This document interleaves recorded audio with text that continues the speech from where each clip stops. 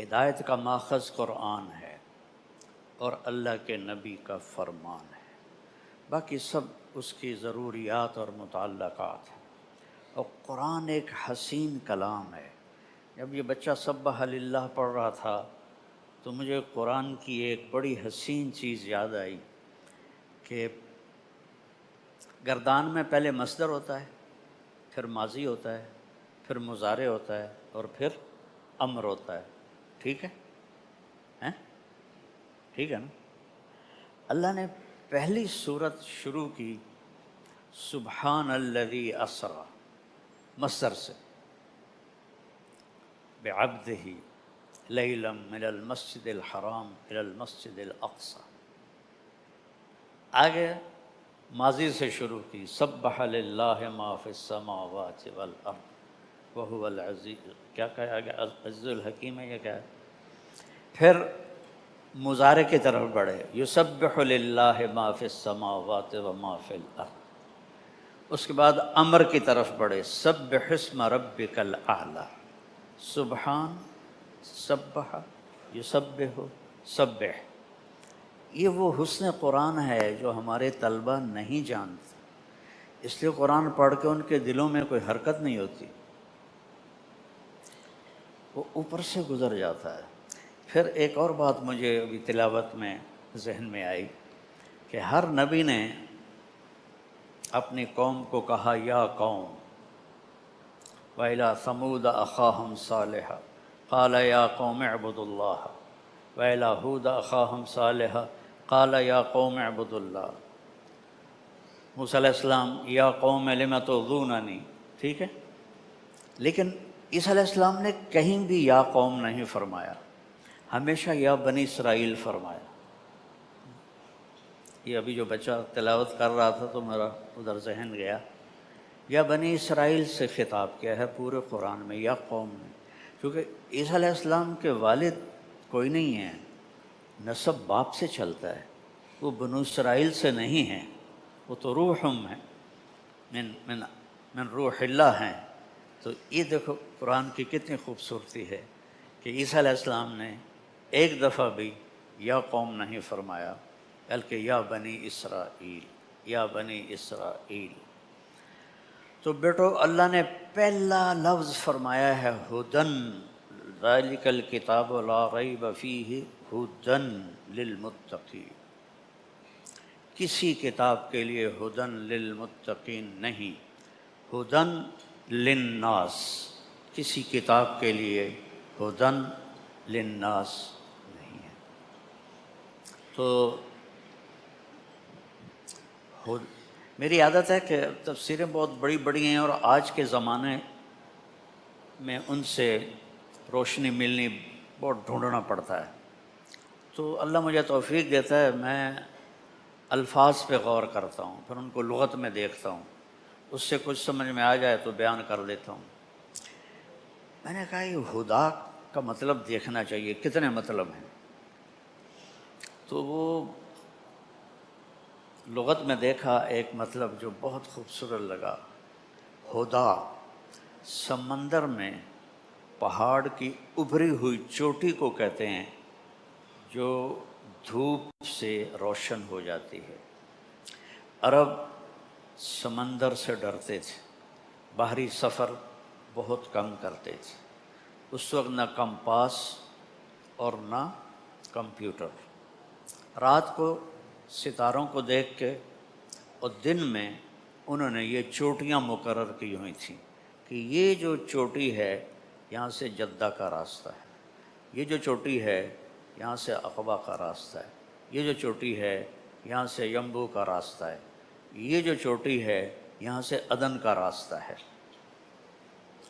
تو سمندر میں جہازوں کو منزل تک پہنچانے کے لیے جو چوٹیاں اللہ نے پانی سے باہر نکالیں ان کو ہدا کہتے ہیں، ہدا۔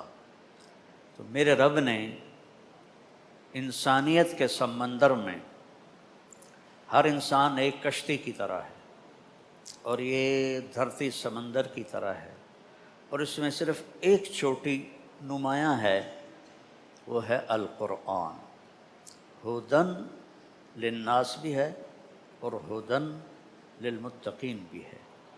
کسی کتاب کے بارے میں یہ دعویٰ نہیں ہے کہ یہ ہدایت کی وہ روشن چوٹی ہے جو تمہیں اللہ تک پہنچا دے گی۔ قرآن کا کیا کام ہے؟ ان ھذا القرآن یہدی للتی ہی اقوم، صرف قرآن ہی ہے جو بالکل سیدھا راستہ بتاتا ہے، نہ اس میں ادھر نہ ادھر۔ ایک حدیث جوڑ دو، ترکتکم علی محجۃ بیضاء لیلھا کنہارھا لا یزیغ عنہا الا ھالک، ایک روشن راستے پہ چھوڑ کے جا رہا ہوں جس میں رات ہے ہی نہیں، اور رات بھی دن بن جاتی ہے، جو اس سے ہٹے گا وہ ہلاک ہو جائے گا۔ اس نے عرب کو عاجز کر دیا۔ اگر اللہ چاہتا تو سیدھا سادہ جیسے ضرب یضرب ضربا فہو ضارب، اتنی عربی سے بھی کبھی قرآن آئے گا؟ شرح جامع پڑھاتے ہیں، شرح جامع پڑھاتے ہیں، اور شرح جامع بھی کوئی نحو کی کتاب ہے؟ وہ فلسفہ نحو کی کتاب ہے، تمہیں تو کیا پڑھانے والے کو سمجھ میں نہیں آئے گی۔ اور کافیہ پہیلیوں کی کتاب ہے، وہ بھی نحو کی کتاب نہیں ہے۔ تمہارے نصاب میں صرف ایک کتاب ہے نحو کی، وہ ہے ہدایت النحو، اور وہ مجھے نو کے جیسے سورۃ فاتحہ نہیں پڑھتے، ایسے ہدایت النحو کو میں شروع سے آخر تک ختم کر دیتا زبانی۔ اور میں منطق کے سخت مخالف ہوں، لیکن مرقات مجھے زبانی یاد تھی، اور میں نے اپنے ہاتھوں سے لکھی تھی، پوری عربی عبارت اپنے ہاتھوں سے لکھی تھی۔ میں جو بولتا ہوں بصیرت سے بولتا ہوں، میں اس چیز کا قائل نہیں کہ ہم تو جی لکیر کے فقیر ہیں۔ تو پھر مدرسے کی کیا ضرورت ہے اگر آپ لکیر کے فقیر ہیں؟ یہ بھیجا اللہ نے کس لیے دیا ہے؟ سوچنے سمجھنے کے لیے دیا ہے۔ افلا یتدبرون القرآن ام علی قلوب اقفالها، تدبر کسے کہتے ہیں؟ دبر کمر کو کہتے ہیں، پیچھے جو چھپے ہوئے حسن اور بلاغت اور فصاحت کے موتی اور یاقوت اور ہیرے چھپے ہوئے ہیں، وہ تلاش کرو، وہ صرف ضربہ ضربہ سے نہیں آئیں گے۔ کافیہ پڑھ لو، آپ کو نحو سے کوئی کسی قسم کا نفع نہیں ہو۔ شرح جامی میں نے اکیلے نے 3 دفعہ دہرائی، 3 دفعہ دہرائی شرح جامی بیٹھ کے، ایک ایک حرف اس کا دہرایا، لیکن مجھے نحو نہیں آئی۔ وہ فلسفہ نحو ہے۔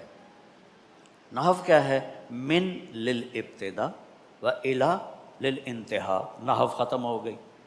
اب وہ جامی صاحب نے حاصل محصول حاصل محصول، آپ کو پتہ ہے مولانا باجی روحانی رحمۃ اللہ نے اتنی موٹی کتاب لکھی ہے حاصل محصول پر۔ چونکہ نحو یہ بہت اچھی کتاب ہے جو نحو کے ماہر ہوں، لیکن جس سطح پر میں نے پڑھی اور آپ نے پڑھی اور پڑھائی جا رہی، وہ آپ کے لیے ایسے ہے جیسے بھینس کے سامنے بین بجانا، کچھ بھی نہیں پتہ چلتا۔ اور یہ تو ہمارے پاس وہ اسباب ہیں جس سے ہم قرآن کے حسن سے پردہ اٹھاتے۔ ایک 1940 کے آس پاس کا واقعہ ہے۔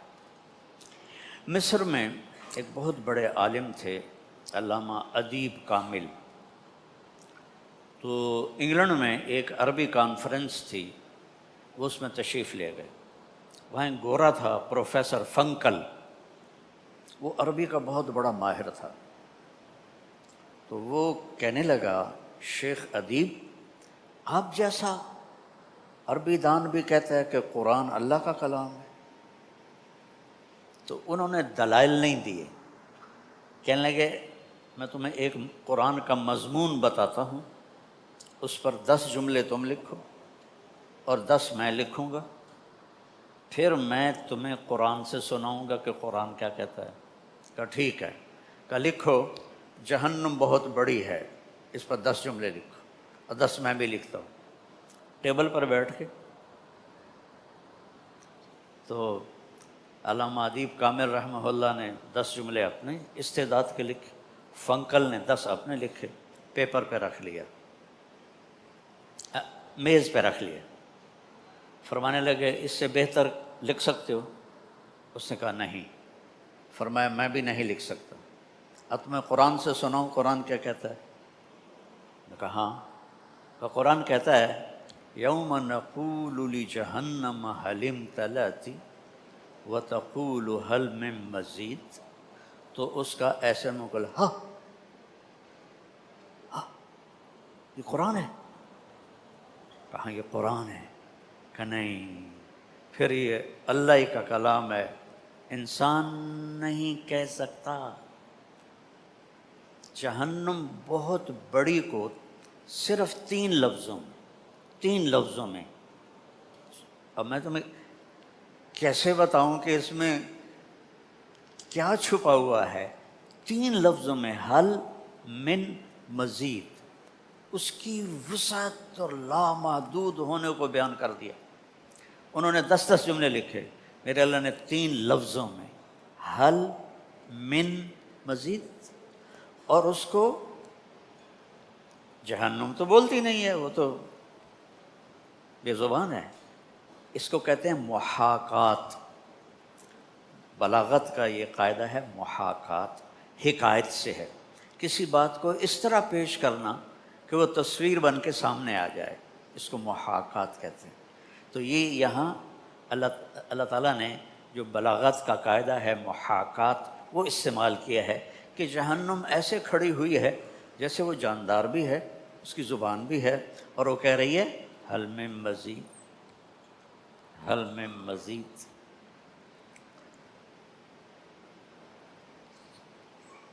میں اب کیسے اپنا دکھ بیان کروں کہ میرے رب نے کیا خوبصورت قرآن ہمیں دیا، اور ہم فقہ فقہ فقہ فقہ فقہ۔ پرائیویٹ میں داخل ہوئے، پہلے بہشتی زیور، اس کے بعد جناب منیت المسلی، پھر نور الایضاء، پھر قدوری، پھر کنز، پھر ہدایہ، پھر شرح وقایہ، پھر حسامی، نور الانوار، اتنی کتابیں فقہ کی۔ فقہ تو ایک قانون ہے، وضو کے 4 فرض ہیں، کوئی یہاں حرکت ہوئی ہیں؟ ان فی الجنت حورا، جنت میں ایک حور ہے، اذا ضحکت سطع نور من صغرہا، وہ مسکرائی اور اس کے ہونٹوں سے نور نکلا، پوری جنت پہ چھا گیا۔ تو جنتیوں نے کہا واہن لہذا النور، ارے بھائی یہ نور کیسا ہے؟ تو فرشتوں نے کہا ایک حور ہے جو خامند کے سامنے مسکرائی ہے، اس کے دانتوں کا نور ہے جس نے جنت کو روشن کر دیا۔ اب مزہ آیا؟ تو قانون تو ضرورت کے لیے پڑھا جاتا ہے، تو قانون کی ضرورت ہے کہ ہمیں پتہ ہو ہماری حدود کیا ہیں، ہماری باؤنڈریز کیا ہیں، لیکن میرے بچوں علم تو صرف قرآن ہے۔